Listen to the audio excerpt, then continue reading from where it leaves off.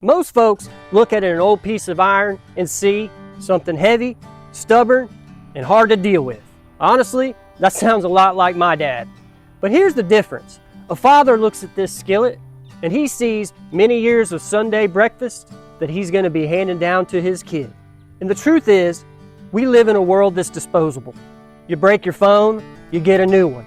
Your toaster stops working, you throw it in the bin, and you get a new one by next Thursday. But not this, my friend. You can't re-download the flavor of your granddaddy's bacon. And you can't get free 2-day shipping on a memory. You have to earn it. And you earn it by taking care of things that take care of you. And you don't get those memories from being lazy. You get them through the work. I'm trying to teach the next generation that hard doesn't mean bad. Yes, you have to scrub it. Yes, you have to dry it. And actually dry it, not just wipe it down with a paper towel. Because if you don't, it will rust. And then you got a whole new set of problems. But that's kind of the point. Because every time my hand touches this iron, I'm doing what other men did many years ago.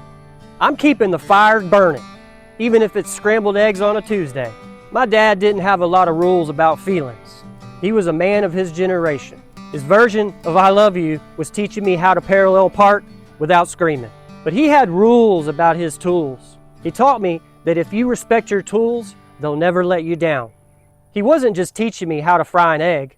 He was showing me how to be dependable, how to be consistent, and how to be the kind of man that leaves something behind that truly lasts. Turns out, that lesson fits everything. This weekend is Father's Day. I want us to stop for a second, stop and remember the men who put miles on these pans, the ones who seasoned them before they even knew what seasoning meant. So do me a favor. In the comments, don't tell me about your seasoning routines. I know you've got one, and I know you're proud of it. Save that for another day. Tell me more about the man who gave you your first skillet. Tell me the one dad rule you still follow today, even if you didn't understand it until you're 35 years old standing in your kitchen. Happy Father's Day. Now go cook something that your kids will remember.